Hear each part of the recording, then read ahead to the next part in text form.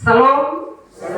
Selamat Paskah bagi kita semua. Saya percaya kita semua berbahagia dan sukacita. Amin. Amin.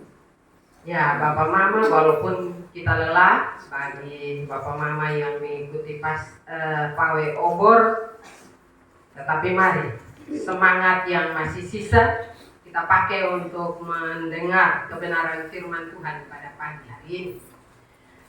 Bapak Mama, saudara-saudara yang saya kasihi dalam Tuhan, tema yang kita renungkan bersama dalam ibadah Paskah pada pagi hari ini yaitu damai sejahtera Kristus di tengah keluarga.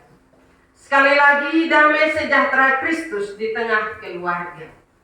Pertanyaan bagi kita, Bapak Mama, di saat kita merayakan Paskah, apakah kita semua mengalami atau merasakan damai sejahtera Kristus dalam kehidupan kita? Tentu jawabannya akan beda-beda. Kenapa saya berani menyatakan demikian? Karena hidup kita penuh dengan berbagai pergumulan kehidupan. Mungkin ketika saya bertanya dalam gereja ini, kita akan menyatakan bahwa damai sejahtera. Tetapi itu akan berlawanan dengan kenyataan kehidupan yang kita alami.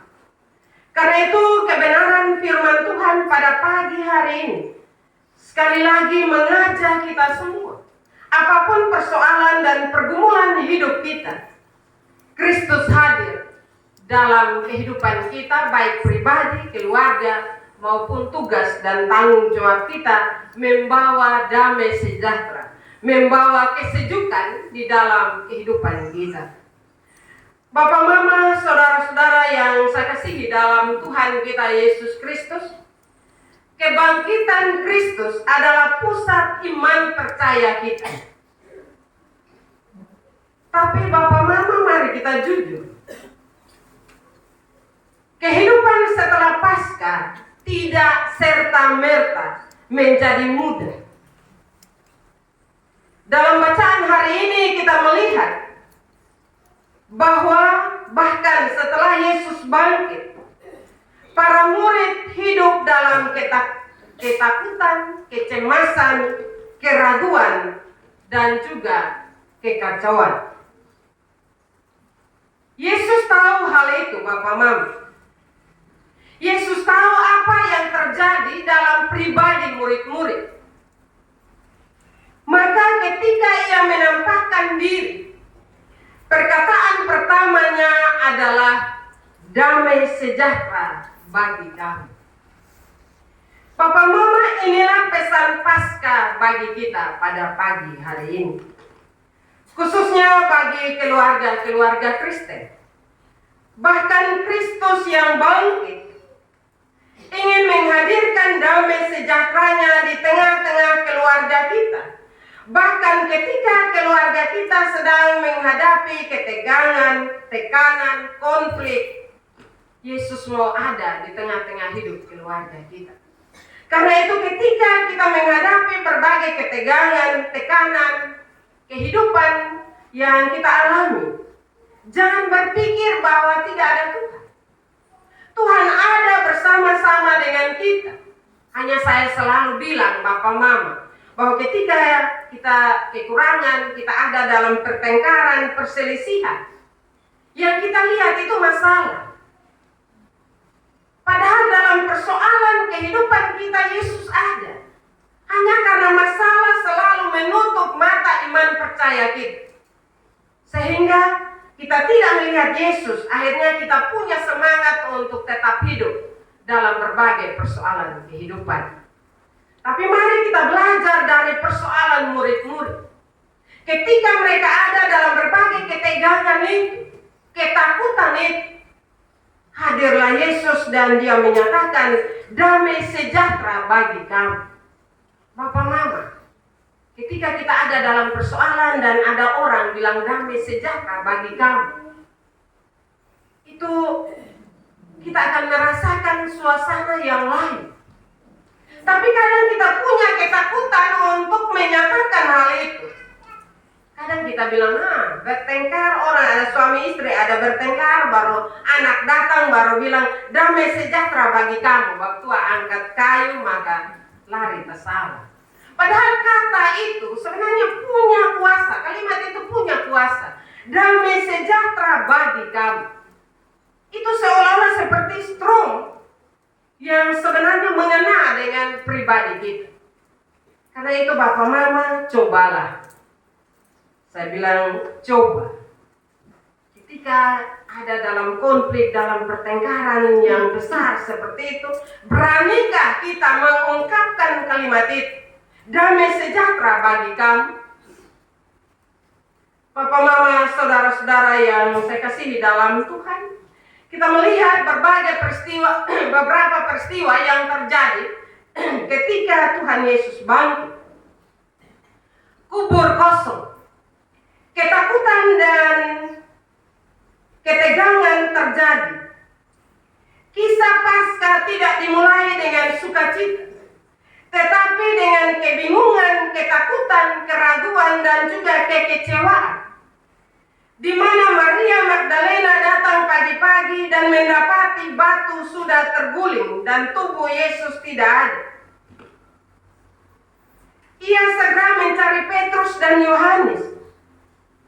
Dan kedua murid itu pun datang dan melihat bahwa kubur memang kosong. Apa yang mereka rasakan, Bapak Mama? Yang mereka rasakan itu adalah takut, bingung, gelisah. Bahkan dalam cerita Alkitab menceritakan bagi kita, Yohanes juga melihat. Tetapi dia belum mengerti sepenuhnya makna kebangkitan itu. Bukankah ini juga yang sering terjadi dalam kehidupan keluarga kita? Kita menghadapi berita yang mengejutkan, penyakit, kehilangan orang-orang yang kita cintai, kehilangan pekerjaan, konflik antar anggota keluarga. Bukankah rasa yang dirasa oleh murid-murid itu juga yang kita rasakan? Kita seperti Maria dan juga para murid yang melihat kubur kosong tetapi tidak tahu harus percaya. Kita mencari penjelasan, tapi yang kita temukan adalah ketiadaan dan kekosongan. Namun Paskah mengingatkan kita, di balik kekacauan, di balik kekecewaan, di balik ketakutan itu, Kristus sedang bekerja. Kristus mau menolong kita. Kristus membawa damai sejahtera dalam situasi yang tidak mengenakan itu. Hal yang berikut, Yesus menampakkan diri. Bapak Mama, damai sejahtera itu nyata. 8 hari kemudian Yesus menampakkan diri lagi. Kali ini Bapak Mama, Thomas hadir. Ia dikenal sebagai Thomas yang ragu. Tapi sejujurnya Bapak Mama, banyak dari kita juga seperti Thomas. Tetapi apakah Tuhan Yesus menolak Thomas? Tidak. Yesus tidak menolak Thomas. Sebaliknya ia datang ke tengah-tengah keraguan itu dan berkata, damai sejahtera bagi kamu. Ini adalah kabar baik bagi setiap keluarga. Saat kita tidak saling mengerti, Yesus datang dan membawa damai. Saat kita saling menyakiti, Yesus hadir untuk memulihkan kehidupan kita. Saat anggota keluarga kita menjauh dari iman percayanya kepada Yesus, Yesus hadir dengan sabar seperti kepada Thomas. Thomas akhirnya berseru ketika Yesus menyatakan hal itu kepada Thomas. Thomas menyatakan pengakuan imannya. Ya Tuhanku dan Allahku. Bapak Mama, ini bukan hanya pengakuan pribadi, tapi bisa menjadi awal pemulihan iman dalam sebuah keluarga, dalam kehidupan keluarga. Hal yang ketiga, damai sejahtera Kristus bagi keluarga kita hari ini. Apa artinya? Damai di tengah-tengah tekanan hidup keluarga saat ini menghadapi banyak tekanan, baik itu tekanan ekonomi, pendidikan anak-anak, waktu yang makin sempit. Kadang kita merasa bahwa kita tidak punya waktu sedikit pun untuk Tuhan. Yesus tidak menjanjikan hidup tanpa masalah, tapi Ia hadir di tengah-tengah badai dan berkata, damai sejahtera bagi kamu. Papa, mama, saudara-saudara, kalau kita pikir-pikir, bahasa itu kadang bertentangan dengan kenyataan kehidupan kita. Tetapi justru dalam tengah-tengah badai kehidupan itu, damai sejahtera itu dibutuhkan oleh pribadi kita maupun oleh keluarga kita masing-masing. Kita punya kerinduan agar kehidupan keluarga kita hidup dalam damai sejahtera. Karena itu Bapak Mama, ketika kita ada dalam berbagai persoalan hidup, ingat bahwa Tuhan ada. Kita tidak sendiri. Tuhan ada bersama-sama dengan kita. Itu bukan hanya sebuah kata-kata hiburan, tetapi itu sebuah kenyataan. Karena itu marilah Yesus bangkit untuk membaharui kehidupan kita dan membawa damai sejahtera. Jangan kita berpikir bahwa apa yang dikatakan oleh Yesus itu hanya sebuah ungkapan belaka, tidak. Tetapi damai sejahtera itu Dia mau supaya hadir dalam kehidupan pribadi, keluarga, dalam kehidupan dunia kerja, atau di mana saja kita berada. Damai dalam komunikasi dan juga relasi. Banyak keluarga yang tinggal serumah, tapi hatinya berjauhan. Konflik antara pasangan, suami istri, antara orang tua dan juga anak-anak, bahkan saudara sekandung. Pasca mengingatkan kita bahwa Yesus hadir untuk mendamaikan yang terpecah. Karena itu jangan mau hidup dalam suasana konflik, berdamai. Jangan menyeraskan hati kita, karena Yesus sudah bangkit. Sekali lagi Dia bawa damai sejahtera dalam hidup kita. Kita tahu dalam cerita Alkitab, dalam iman percaya kita bahwa Yesus hadir. Tetapi kadang Yesus hanya hadir di luar. Kita tidak mau Yesus hadir dalam hati kita. Karena Yesus kita taruh di luar, itulah damai sejahtera kita tidak rasakan. Dan itu terbukti Bapak Mama, sampai hari ini orang-orang Kristen masih marah terus, belum mau berdamai. Kadang ketong bilang tunggu Natal, tunggu momen-momen tertentu. Kadang orang Kristen tunggu kok ada yang susah, sakit parah, baru mulai bapanggil, bakumpul kok. Orang Rote bilang mulai papoa, atau orang Timur bilang mulai nakiti. Jangan sampai hal itu terjadi. Hiduplah dalam kesadaran bahwa Yesus bangkit dan Dia bawa damai sejahtera. Karena itu tanggung jawab kita adalah menghadirkan damai sejahtera di sekitar kita, bagi suami, bagi istri, bagi anak-anak, di dunia kerja. Damai sejahtera itu mesti ada. Jangan kita tunggu damai sejahtera itu dari orang lain. Kadang kita ada dalam konflik, ketong-batungin. Lu datang kosong. Sendatang biar sampai 7 turunan. Padahal Tuhan Yesus bangkit Bapak Mama. Dan yang ngomong ini kadang orang-orang Kristen. Karena itu marilah Yesus bangkit. Yesus telah memenangkan maut itu. Yesus telah memenangkan segala keangkuhan kita.